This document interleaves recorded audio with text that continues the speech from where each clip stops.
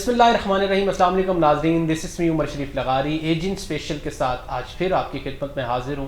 ناظرین, آج جس گیسٹ سے میں نے ٹائم لیا ہے وہ نہایت ہی ملنسار اور نہایت ہی شفیق انسان ہے, اور آج ہماری جو گفتگو ہوگی نہایت ہی مفید اور نہایت ہی انٹرسٹنگ ہونے والی ہے, کیونکہ آج میں نے جن کو اپنے پروگرام میں اپنا ٹائم لیا ہے وہ بزنس کے فیلڈ سے جو ہے تعلق رکھتے ہیں. ماشاءاللہ سے اللہ پاک نے ان کو عزت بخشی ہے, اور آل اوور دا پاکستان وہ بزنس ایک قسم کے ٹائکون ہیں, اور اس کے ساتھ ساتھ وہ president Lahore chamber of commerce کے رہے ہیں. تو اس حوالے سے آج جانیں گے کہ اوبلیگیشنز کیا ہوتی ہیں چیمبر آف کامرس کی. چیمبر آف کامرس کا یہ اتنا بڑا سلسلہ جو پورے پاکستان میں ہم ہر ڈسٹرکٹ میں دیکھتے ہیں, ان کے کیا کام ہوتے ہیں, کیا لوازمات اس میں ہوتے ہیں, اور بزنس کے حوالے سے بھی بہت سارے انٹرسٹنگ کوسچنز ان سے کریں گے. میں ویلکم کروں گا جناب کاشف انور صاحب کو. Sir thank you so much for giving me time sir. اللہ پاک آپ کو خوش رکھے. سب سے پہلے میں آغاز کروں گا گفتگو کا. سر اگر ہر کوئی آپ سے چیمبر آف کامرس کے بارے میں پوچھتا ہوگا, بزنس کے بارے میں پوچھتا ہوگا, میں سب سے پہلے آپ سے ہی اسٹارٹ کروں گا کہ ہو از کاشف انور. یہ آپ کا جو سفر ہے, آپ کی سٹوری ہے, وہ آج ناظرین کے ساتھ شیئر کریں. بہت شکریہ. سب سے پہلے تو جی آپ کا میں شکر گزار ہوں کہ آپ یہاں پر آئے. میری جو ٹریڈ پالیٹکس ہے اس کا سٹارٹ ہوتا ہے 2012 میں. میں 2012 سے 2014 کے لیے پہلی دفعہ لاہور چیمبر کا ایگزیکٹو کمیٹی ممبر بنا. اللہ تعالیٰ کی بہت کرم نوازی رہی کہ 13-14 میں وائس پریزیڈنٹ الیکٹ ہو گیا. اس کے بعد میں مختلف سیشنز, مختلف سیمینارز اور چیمبر میں جانا اور اویئرنیس دینا, ٹیکس پہ بات کرنا, بجٹ پہ بات کرنا, کیونکہ میری یہ خواہش ہوتی تھی کہ جو مجھے پتہ ہے ٹیکسیشن کے متعلق میری کمیونٹی کو اور میرے ممبرز کو بھی ضرور پتہ ہو. اللہ تعالیٰ نے اور کرم کیا کہ 22 اور 24 میں لاہور چیمبر کا صدر منتخب ہوا. میرے والد صاحب بھی لاہور چیمبر کے فارمر پریزیڈنٹ ہیں. ہمارے ایک فارمر پریزیڈنٹ نے میرے والد سے کہا کہ ہمیں کاشف انور کی ضرورت ہے کہ وہ لاہور چیمبر میں آئے اور کمیونٹی کو سرو کرے. میرے ابا نے کہا کہ اگر میرا بیٹا سرو کر سکتا ہے اور اگر میرے گروپ نے یہ فیصلہ کیا ہے تو میں کاشف انور کو ضرور بھیجوں گا. ان شارٹ میں 2024 میں 30 سپٹمبر کو لاہور چیمبر سے ریٹائر ہوا. اب آپ نے پوچھا کاشف انور, ہو از کاشف انور, اور میں یہاں تک کیسے پہنچا, یہ میری والدہ کی دعائیں ہیں کہ میں یہاں تک پہنچا. کیونکہ انہوں نے مجھے ہمیشہ یہ کہا کہ اگر تم حق پر ہو تو میں تمہارے ساتھ ہوں, میں تمہیں ہر جگہ پہ سپورٹ کروں گی, تمہیں اللہ کی امان میں نے دیا. تو میں سمجھتا ہوں کہ میری کامیابی میں میری والدہ کا سب سے بڑا ہاتھ ہے. اور پھر جب آپ کی نیت ٹھیک ہوتی ہے, خلوص ہوتا ہے, جب آپ انسانیت کے لیے کام کرتے ہیں تو اللہ تعالیٰ خود آپ کی مدد کو پہنچتا ہے. اور فیملی کے بارے میں سر بتائیں. والدہ کے بعد آپ کی جو وائف ہیں, آپ کے بچے ہیں, تو ان کے ساتھ آپ کیسے تعلق ہے, اور بزنس کے ساتھ ساتھ ان کو کیسے ٹائم دیتے ہیں؟ دیکھیں, ہمارے گھر میں آج بھی ایسے ہیں. میں ماشاءاللہ میری بیٹی بیائی ہوئی ہے, میرے دونوں بیٹے پڑھ رہے ہیں. ایک چھوٹا بیٹا میرا حفظ کر رہا ہے قرآن, اور میں نانا بھی ہوں ماشاءاللہ. ہم آج بھی اپنے آفس میں جانے سے پہلے اماں اور ابا کو سلام کر کے جاتے ہیں, اور جب ہم شام میں گھر آتے ہیں ہم تینوں بھائی تو ہم پہلے اپنی والدہ اور والد کو سلام کرتے ہیں. اس کے بعد ہم اپنے پورشنز میں اپنی بیگمات اور اپنے بچوں کو ملتے ہیں. بالکل ٹھیک ہے, ڈیورنگ دا چیمبر مشکل رہا, میں اپنی گھر کو ٹائم کم دے سکا, میں نے اپنی بیگم کو ٹائم کم دیا, بچوں کو ٹائم کم دیا. لیکن پھر جب اللہ تعالیٰ نے ایک سیٹ دی تو میرے گھر والوں نے بھی اس بات کو سمجھا کہ اگر کاشف ٹائم کم بھی دیتا ہے تو اتنی بڑی کرسی ہے, یہ اگر اپنی کرسی کے ساتھ انصاف کر لے گا تو یہ بہتر ہوگا. بالکل انصاف کرنا چاہیے ہر اس عہدیدار کو جو پوزیشن پہ بیٹھا ہے. اللہ پاک نے اگر ان کو عزت دی ہے تو وہ اس کا حق ادا بالکل ہمیں کرنا چاہیے. اچھا سر, اس میں مجھے یہ بتائیں کہ اس کے علاوہ آپ کا بزنس کیا ہے, ذرا ناظرین کو یہ بھی تو بتائیں, تھوڑا انفارمیٹ کریں کس حوالے سے بزنس کرتے ہیں. میں نے اور میرے بھائیوں نے ہم نے اپنے والد صاحب کے ہی فیملی بزنس کو جوائن کیا ہے. ہماری مینوفیکچرنگ ہے فاسٹنرز کی, ہم انجینئرنگ بزنس سے تعلق رکھتے ہیں, ہماری ٹریڈنگ ہے ہارڈ ویئر, چپ ووڈ, پلائی ووڈ کے کام سے. اللہ تعالیٰ کا بس کرم ہے کہ ہم اسی کاروبار سے اب آپ پوچھیں گے, ہم چونکہ وہ شیخ ہیں تو شیخوں کی ہٹی بہت مشہور ہے اور شیخ پہلے ہٹی کو پریفر کرتے ہیں, اس کے بعد باقی معاملات کو دیکھتے ہیں. تو ہمیں سکھایا بھی یہی گیا ہے کہ کاروبار ہے, کاروبار کے ساتھ سارے معاملات ہیں, تو یہ اٹ از ویری امپورٹنٹ. اچھا سر, میں اب آنا چاہ رہا ہوں چیمبر آف کامرس کی طرف. آپ نے کیونکہ ایک پورا ایک اچھا خاصا ٹائم آپ نے چیمبر آف کامرس میں, اس میں آپ کی کنٹریبیوشنز ہیں. تو پہلے تو یہ بتائیں سر ناظرین کو, جو عام آرڈنری جو ہمارے ناظرین ہیں, چیمبر آف کامرس کا بنیادی مقصد کیا ہوتا ہے؟ دیکھیں, چیمبر آف کامرس کا جو بنیادی مقصد ہے وہ یہ ہے کہ اسٹیٹ اور اسٹیک ہولڈرز کے درمیان میں ایک ایسا برج بنے جو کہ اسٹیک ہولڈرز ہیں ان کی آواز کو ہم حکومت تک پہنچائے. اور یہ تبھی پاسبل ہو سکتا ہے کہ ان عہدیداران کو جو چیمبر میں بیٹھے ہیں انہیں خود پتہ ہو کہ بات کیا کرنی ہے, کیسے کرنی ہے, کرنٹ ایشوز کیا ہیں. یہی چیمبرز کی, فیڈریشن کی, ایسوسیشنز کی یہی ذمہ داری ہے کہ جو روزمرہ ایشوز ہماری کمیونٹی کو آ رہے ہیں ہم اس کے لیے آواز اٹھائیں اور اس کو ریزالو کرانے کی کوشش کریں. کیونکہ یہاں پر میں ایک بات یہ ضرور کرتا چلوں کہ ہماری ہر بات مانی نہیں جاتی, لیکن ہماری یہ ذمہ داری ہے کہ ہم بار بار دروازے پہ دستک دیں, نوک کریں دروازے پہ کہ ہماری بات مانی جائے اور ہماری کمیونٹی کے لیے آسانی ہو. سر آپ کا ٹینیور تھا پچھلے سال میں, اب سپتمبر میں ہی میرے خیال میں آپ کا ٹینیور کمپلیٹ ہوا ہے, تو جو مسائل آپ کے ہی جو ٹینیور میں آئے ہیں, کیا وہ آپ کیا سمجھتے ہیں کہ وہ اس طریقے سے ریزالو ہوئے ہیں؟ اور جیسے آپ بات کریں گے نوک کرنا چاہیے, بتانا چاہیے اسٹیٹ کو کہ یہ مسائل ہیں, اور جیسے chamber of commerce and industries ہے, کیونکہ بہت ساری جو ہیں انڈسٹریز پاکستان میں ہیں, کمپنیز ہیں, فیکٹریز ہیں, تو کون سے ایسے مسائل آپ کی اس کے ٹینیور میں آئے جو آپ نے کہا کہ میں ریزالو کرانا لازمی تھا؟ دیکھیں, آفٹر دا کووڈ بالکل دنیا میں کاروبار کرنے کا طریقہ بالکل بدل گیا, اور اس کے بعد ہم پاکستان جو تھا وہ بہت مشکل حالات سے گزرا. ایک یہ وقت بھی آیا کہ ہمارے امپورٹرز کی اور انڈسٹری کی ایل سیز بھی نہیں کھلتی تھیں, کمپلیٹ بین لگ گیا تھا امپورٹ کے اوپر, اور ہمارے امپورٹرز کی جو کنسائنمنٹس تھیں وہ کئی ماہ ہمارے کراچی پورٹ کے اوپر رہیں. اب ہمارے کنسرنز جو بزنس کمیونٹی کے ہوتے ہیں اس میں ہم یہ چاہتے ہیں کہ بجلی سستی دی جائے, انٹرسٹ ریٹ کم ہونا چاہیے, ڈیویلیویشن جو ہے وہ اتنی زیادہ نہیں ہونی چاہیے. کیونکہ جب میں لاہور چیمبر کا پریزیڈنٹ تھا تو chief of the army staff نے بھی بلایا, اور وہاں پر یہ ایشو میں نے ہائی لائٹ کیا کہ جو اس وقت سب سے بڑا ایشو ہے وہ ڈالرز کی سمگلنگ کا ہے اور ڈیویلیویشن کا ہے. تو آپ اس کو کنٹرول کروائیں تاکہ جو ہماری انفلیشن بڑھ رہی ہے وہ رکے, کیونکہ جب تک انفلیشن نہیں رکے گی, جب تک ہماری کمیونٹی کو یہ نہیں پتہ چلے گا کہ کل کو کیا ہونا ہے. دوسرا جو ہم بار بار بات کرتے ہیں اور اس وقت بھی ہماری کمیونٹی جو فیس کرتی ہے, ہمیں یہ نہیں پتا کہ کل کو گورنمنٹ کیا پالیسی لے آئے گی. ہم نے اپنے ٹرنیور میں جو سب سے بڑی بات کی وہ یہ بات کی کہ جس طرح آپ نے چارٹر آف پالیٹکس کو سائن کیا ہے, آپ چارٹر آف اکانومی کو بھی سائن کریں, کیونکہ جب تک تمام پولیٹیکل پارٹیز ایک پیج کے اوپر نہیں بیٹھیں گی تب تک شارٹ ٹرم, میڈیم ٹرم اور لانگ ٹرم پالیسیز نہیں بن سکیں گی.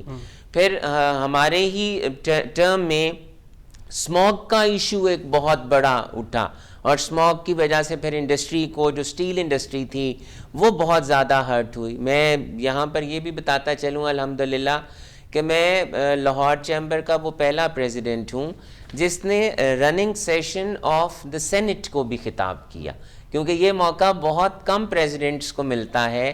لاہور میں تو شاید کسی بھی کو بھی نہیں ملا, میرے ساتھ 2 سے 3 پریزیڈنٹس شہروں کے اور بھی تھے. اللہ تعالیٰ کی بہت کرم نوازی تھی کہ میں نے وہاں پر بھی اپنی رننگ سیشن میں سینٹ کے بزنس کمیونٹی کے ایشوز پہ بات کی, کیونکہ میں نے جیسا کہ آپ سے کہا ہمارا کام ہے ہر ایگزسٹنگ اور پریزنٹ ایشوز کو گورنمنٹ کے آگے پیش کرنا. سر اس میں چیمبر آف کامرس میں کون سے سیکٹرز آتے ہیں جن پہ مسائل آپ کو زیادہ دیکھنے کو ملے ہیں؟ دیکھیں, ہمارا تعلق چونکہ امپورٹر سے بھی ہے, ہمارا ایکسپورٹر سے بھی ہے, الٹیمیٹلی مینوفیکچرر سے تو ہے ہی, ہمارا تعلق ٹریڈر سے بھی ہے, اور زیادہ اس وقت ہمارے جو مسائل ہیں وہ ایف بی آر سے ریلیٹڈ ہوتے ہیں, ٹیکس سے ریلیٹڈ ہوتے ہیں. کسی کو ریفنڈ نہیں مل رہا ہوتا, کسی کا آڈٹ کھلا ہوتا ہے, کسی کی کنسائنمنٹ کسٹمز کی وجہ سے پورٹ پہ رکی ہوتی ہے, کسی پہ ڈیوٹی زیادہ لگ جاتی ہے. تو یہ ان ایشوز کو ہم کنٹینیوسلی ہائی لائٹ کر ہی رہے ہوتے ہیں. اور جو سب سے بڑا تعلق ہے ہمارا وہ امبیسڈرز کے ساتھ اور ہمارے چیمبرز کے ساتھ دوسرے ممالک کے جو امبیسڈرز ہیں ان کے روابط بہت اچھے ہوتے ہیں. وہ آتے ہیں, وہ چاہتے ہیں کہ وہ تو یہ چاہتے ہیں کہ ہم ان کے ملک کے اندر جا کر انویسٹمنٹ کریں, لیکن ہم یہ چاہتے ہیں کہ وہ ہمارے ملک کے اندر آ کر انویسٹمنٹ کریں. تو یہ گیو اینڈ ٹیک ہے, لیکن الٹیمیٹلی ہمارے روابط تو تبھی بہتر ہو سکیں گے جب ہم ایکسپورٹ کریں گے. خیر اس ایشو کو بھی ہم ڈسکس کریں گے, لیکن یہ جو فورن ہمارے افیئرز ہیں اس میں یہ ہمارے مختلف ممالک کے امبیسڈرز کے ساتھ روابط رہتے ہیں. پھر تمام گورنمنٹ کے ڈپارٹمنٹس ہمارے لاہور چیمبر میں آتے ہیں, ہم انہیں ریکویسٹ کرتے ہیں کہ آپ آئیں, جس میں آپ کے لوکل ڈپارٹمنٹس بھی ہیں, آپ کے فیڈرل ڈپارٹمنٹس بھی ہیں, ہمارے بہت سے کاؤنٹرز ہیں لاہور چیمبر کے پریمیسز کے اندر, ہمارے آئی پی او کا آفس وہاں پر ہے, اس کے علاوہ اور بھی ہم نے ہیلپ ڈیسکس بنا رکھے ہیں. ان تمام سے روابط رہتے ہیں جو ہمارے بزنسز سے کنسرنڈ ہے. سر پاکستان میں سب سے بڑا چیمبر آف کامرس کون سا ہے؟ اور اس میں جیسے مجھے یہ بتائیں, جیسے آپ کا ٹینیور تھا تو یہ ایک چیمبر آف کامرس کی جو کمیٹی ہوتی ہے, یا اس میں کتنے آل اوور دا پنجاب اگر بات کی جائے تو کتنی تعداد ہوتی ہے اس پہ؟ دیکھیں, کبھی Lahore chamber, Karachi chambers, these are the 2 top chambers of Pakistan. اور ہر ضلع کا لاہور جیسے شہر کا چیمبر ہوتا ہے, جیسے قصور پہلے ہمارے ساتھ تھا, اب قصور میں چیمبر بن گیا ہے, تو جتنے قصور کے ہمارے ممبرز ہوں گے وہ اپنے چیمبر میں چلے جائیں گے. اور کسی بھی چیمبر کا ممبر بننے کے لیے یہ لازمی ہوتا ہے کہ آپ انکم ٹیکس میں رجسٹرڈ ہوں, آپ اپنی ریٹرن کو فائل کر رہے ہوں, کیونکہ جب تک آپ ایف بی آر کے ساتھ رجسٹر نہیں ہوں گے تب تک آپ کسی بھی چیمبر کے ممبر نہیں بن سکتے, کیونکہ وہاں پر ایک شخص ممبر نہیں بنتا, ایک کمپنی ممبر بنتی ہے. تو جس شہر میں چیمبر بنتا جاتا ہے وہ دوسرے چیمبر سے پھر وہ علیحدہ ہوتا جاتا ہے. مطلب کہ آپ یہ کہنا چاہ رہے ہیں کہ کوئی انڈیویجولی آ کے چیمبر کا حصہ نہیں بن سکتا جب تک کوئی فرم یا وہ کمپنی نہیں چلا رہا. جی بالکل, کاشف انور نہیں بن سکتا, کاشف انور کی کمپنی بنے گی. ٹھیک ہے, وہ کمپنی کو ریپریزنٹ کرے گا آ کے, اور اس کے مسائل آ کے آپ کو بتائے گا, پھر پریزیڈنٹ اس کے حل کے لیے, جتنا مجھے سمجھ آئے. اچھا مجھے اس میں ایک چیز بتائیں سر, خاص طور پہ میں لاہور کی نہیں بات کر رہا, کیونکہ اگر آل اوور پاکستان دیکھیں تو بہت سارے ایسے ڈسٹرکٹس ہیں جو بیکورڈ ہیں, تو وہاں پہ یہ اویئرنیس اور کاؤنسلنگ نہیں ہے کہ what is the obligation of chamber, جو ہے یہ چیمبر کا جو اوبلیگیشنز ہوتی ہیں کیا ہے, کیونکہ وہاں پہ جو اپوائنٹمنٹس ہیں یہ اس کا پہلے تو مجھے یہ بھی بتائیں کہ ان کے اپوائنٹمنٹس کیسے ہوتی ہیں. دیکھیں, سب سے پہلے الیکشنز ہوتے ہیں, پہلے ہر سال الیکشن ہوتے تھے. اب میری ٹرم میں پہلی دفعہ ایسا ہوا کہ جو بھی الیکشنز ہوں گے وہ 2 سال کے بعد ہوا کریں گے. ٹھیک ہے. اور جیسا کہ میں نے آپ سے کہا کہ ممبر وہ ہوتا ہے جو ایف بی آر میں رجسٹر ہوتا ہے. اب ہمارے جب الیکشنز ہوتے ہیں تو ہر چیمبر کے ڈفرینٹ اس کو جو ممبرز الیکٹ ہوتے ہیں, جس طرح M P As, provincial assembly, M N As, national assembly, ہماری چیمبرز کے ممبرز کو ایگزیکٹو کمیٹی ممبر کرتے ہیں. اس پہ الیکشنز ہوتے ہیں, کسی کے 30 ہوتے ہیں, کسی کے 18 ہوتے ہیں, کسی کے 10-12 بھی ہوتے ہیں. ڈفرینٹ چیمبرز کے ڈفرینٹ ایگزیکٹو کمیٹی ممبرز ہوتے ہیں. پھر وہ ایگزیکٹو کمیٹی ممبرز جب الیکشنز میں الیکٹ ہو جاتے ہیں تو پھر وہ آ کر ان کا ایک بورڈ بن جاتا ہے, اور جس طرح گورنمنٹ کے باقی بورڈز ہوتے ہیں وہ مختلف ایشوز کو ڈسکس کرتے ہیں, اور پھر اس پہ وہ آگے گورنمنٹ کے ساتھ بات کرتے ہیں کہ ان ایشوز کو اٹھانا چاہیے اور بات کرتے ہیں. لیکن میں سمجھوں گا کہ اس وقت اپنی کمیونٹی کو سرو کرنے کے ساتھ ساتھ بہت سی چیمبرز میں پالیٹکس بہت زیادہ. میں بالکل یہی بات آپ سے جو تھوڑا سا مزید آپ سے جواب درکار کروں گا کہ مجھے سر اس میں یہ بتائیں کہ بہت سارے وہیں ڈسٹرکٹس کی بات کر رہا ہوں جہاں پہ خاص طور پہ میں ساؤتھ پنجاب کی بات کر رہا ہوں, وہاں پہ یہ تو اویئرنیس نہیں ہے, اور وہاں پہ تو پریزیڈنٹ وہ ہوتے ہیں جن کو ان کی اوبلیگیشن کا پتہ ہی نہیں ہے, اور وہ ان کو مقصد ہی نہیں پتہ کہ چیمبر آف کامرس کا مقصد کیا ہے. اس میں خاصا آپ کیا سمجھتے ہیں کہ فیڈرل لیول پہ یا صوبائی لیول پہ اس پہ بھی کوئی کام ہو رہا ہے؟ دیکھیں, چونکہ پتہ تو ہوتا ہے کہ کرنا کیا ہے, اور دیکھیں چیمبر, اگر میں یہ بات کروں جیسے مثال کے طور پہ قصور چیمبر ہے, وہ ابھی بنا ہے, ہم اس کے لیے تو یہ مثال دے سکتے ہیں کہ بھائی انہیں نہیں پتہ, ان کا کوئی فارمر پریزیڈنٹ نہیں ہے. لیکن باقی جتنے چیمبرز ہیں جو پرانے چیمبرز ہیں وہ تو پرانے بنے ہوئے ہیں, انہیں پتہ ہے کہ انہوں نے کیا کرنا ہے, انہیں پتہ ہے کہ انہوں نے اپنی کمیونٹی کی آواز کو اسٹیٹ تک پہنچانا ہے اور ان ایشوز کو ریزالو کرانا ہے. اس میں تو کوئی دو رائے نہیں ہے کہ انہیں پتہ نہیں ہے کہ کیا کرنا ہے اور کیا, اور ایسی بات بھی نہیں ہے. میں بلکہ یہاں پر قصور چیمبر کیونکہ ذکر ہو رہا ہے, میں ان کی تعریف بھی کروں گا کہ انہوں نے اپنی جب سے وہ بنایا انہوں نے اپنی کمیونٹی کے لیے بہت کام کیا ہے, کیونکہ انہیں پتہ ہے کہ ہمارے ایشوز کیا ہیں. بات صرف یہ ہے کہ کیا آپ ایسا ریپریزنٹیٹیو لے کر آ رہے ہیں جو کیپیبل ہے, کیا وہ بات کر سکتا ہے, کیا وہ ایشوز کو سمجھتا ہے, اور کیا وہ ایشوز کو پریزنٹ کر سکتا ہے. اگر وہ پریزنٹ کر سکتا ہے کنسرن ڈپارٹمنٹ تک تو میرا نہیں خیال کہ کوئی ایسا مسئلہ ہو.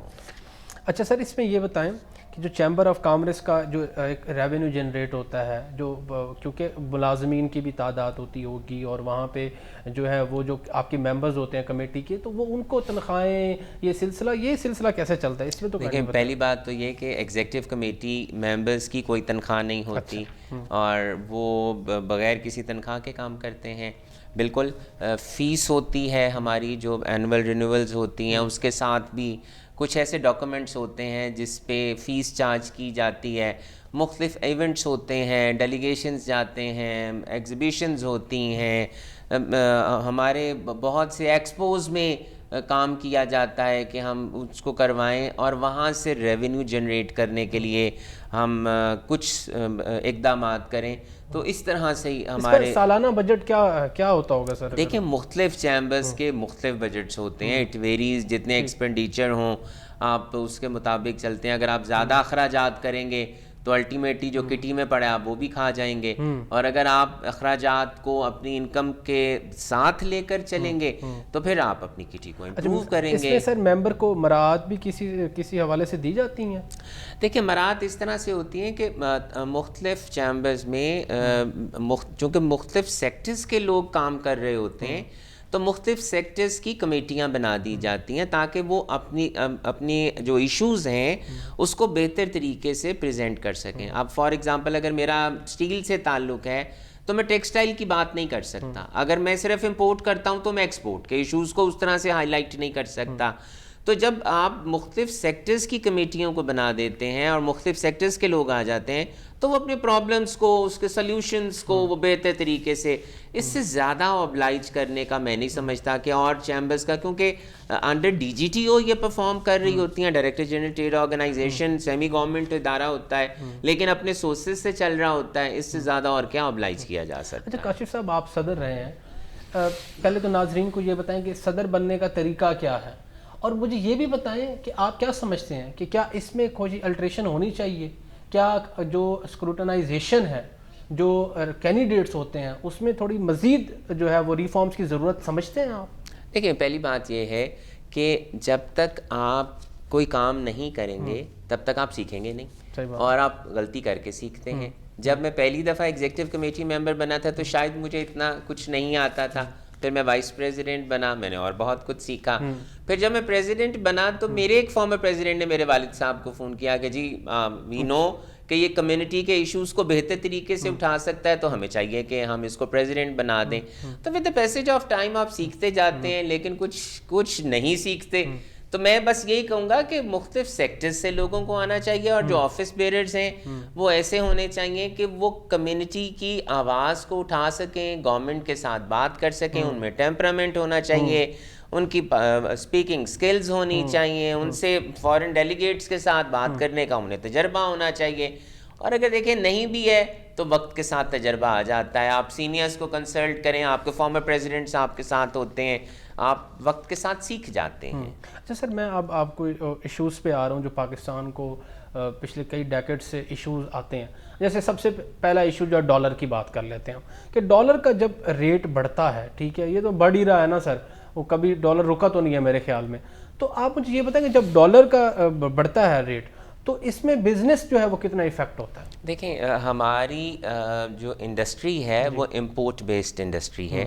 یہاں پر ہمارے را مٹیریلز نہیں بنتے, اور ہمیں اپنی لوکل انڈسٹری کو چلانے کے لیے بھی ہمیں را مٹیریلز کو امپورٹ کرنا پڑتا ہے. اب جب آپ ڈیویلیو کرتے ہیں اپنی کرنسی کو اور ڈالر سٹرونگ ہوتا ہے تو الٹیمیٹلی آپ کے ملک کے اندر انفلیشن ہوتی ہے کیونکہ مہنگائی ہو جاتی ہے. اب ہم اس کو کم کیوں نہیں کر پاتے؟ ہمارے 3 سورسز ہیں اپنے ملک کے اندر ڈالرز کو لانے کے، یا تو آپ ایکسپورٹ کریں، یا آپ کے ایکسپیٹریٹس پاکستانیز آپ کے ملک کے اندر پیسہ بھیجیں، یا آپ کے ملک کے اندر جو فارن انویسٹرز ہیں وہ آپ کے ملک کے اندر انویسٹمنٹ کریں۔ اب اس وقت جو سینیریو چل رہا ہے، جتنے پرابلم سے پاکستان نکلا ہے، کہاں ہم ڈیفالٹ ہونے کو جا رہے تھے، کہاں پر اتنا انسٹیبل تھا آپ کا روپی اور ڈالر کا پیریٹی، آپ چلیں اس وقت بھی بہت زیادہ ڈیویلیوڈ ہے، 280 کے پاس ہے، لیکن کم از کم بزنس کمیونٹی کو یہ تو پتہ ہے کہ 280 پہ یہ رکا ہوا ہے۔ پہلے تو ہمیں یہی نہیں پتا تھا کہ اس نے کہاں چلے جانا ہے، کبھی 300 کی آواز آتی تھی، کبھی 350 کی آواز آتی تھی۔ تو چلیں اب جس نے بھی اپنی جو بھی انویسٹمنٹ کرنی ہے یا جو بھی فیوچر کے متعلق پلان بنانا ہے تو وہ 280 پہ اپنی ورکنگ تو کر سکتا ہے۔ نہیں آپ سر اس میں یہ آپ کیسے کہہ سکتے ہیں کہ 280 پہ رکا رہے گا؟ دیکھیں اس وقت اسٹیبل ہے، اس وقت دیکھیں اسٹاک مارکیٹ کہہ رہے ہیں کہ آپ اسٹیبل ہے۔ دیکھیں اسٹاک مارکیٹ کا اس سے کوئی تعلق میں نہیں سمجھتا، کیونکہ اسٹاک مارکیٹ ایک ڈیفرنٹ کلاس کو اور تھوڑے سے سیکٹر کو ریپریزنٹ کرتی ہے، اور ایک یہ آپ سمجھیں کہ فورن انویسٹرز کو دکھانے کا ایک فورم ہے آپ کے ملک کا، ون آف دا فورمز، کہ آپ کا ملک بہتری کر رہا ہے یا نہیں کر رہا۔ تو ہماری جو بات ہے وہ انڈسٹری کے ساتھ ہے۔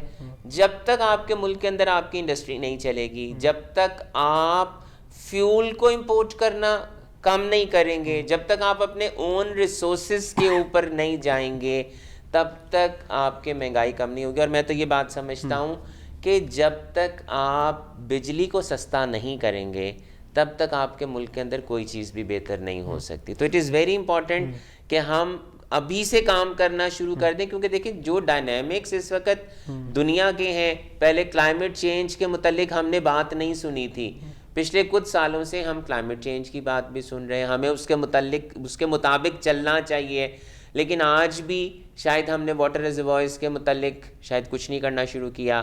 آج بھی ہمیں یہ پتہ ہے کہ اب سیلاب زیادہ آنے شروع ہو جائیں گے، ہم نے کچھ نہیں کرنا شروع کیا۔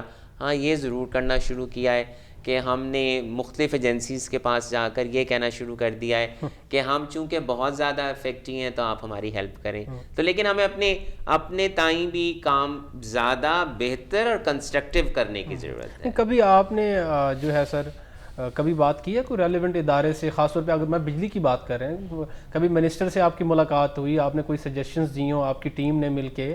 اور کیونکہ بجلی کا سب سے بڑا جو دیکھیں پانی، جو اب سیلاب کی بات کر رہے ہیں، ہر سال سیلاب آ جاتا ہے، ہر سال 2 سال بعد پانی کا صحیح استعمال نہیں ہے، خاص طور پہ ساؤتھ پنجاب کی بات کریں تو وہاں پہ سارے شہر ڈوب جاتے ہیں، ٹھیک ہے؟ تو کبھی آپ پریزیڈنٹ تھے جب، تو کبھی میٹنگ کی سر آپ نے؟ میں آپ کو جی یہ بتانا چاہوں گا اور اپنے ناظرین کو بھی کہ الحمدللہ میرے ٹینیور میں سابق وزیر اعظم میاں نواز شریف صاحب، میاں شہباز شریف صاحب، موجودہ چیف منسٹر صاحبہ مریم نواز صاحبہ، اسحاق ڈاٹ صاحب الیکشن سے پہلے لاہور چیمبر تشریف لائے، اور ہم نے یہ تمام ایشوز ان کو بتائے، ہم نے ان سے بجلی کی بات بھی کی۔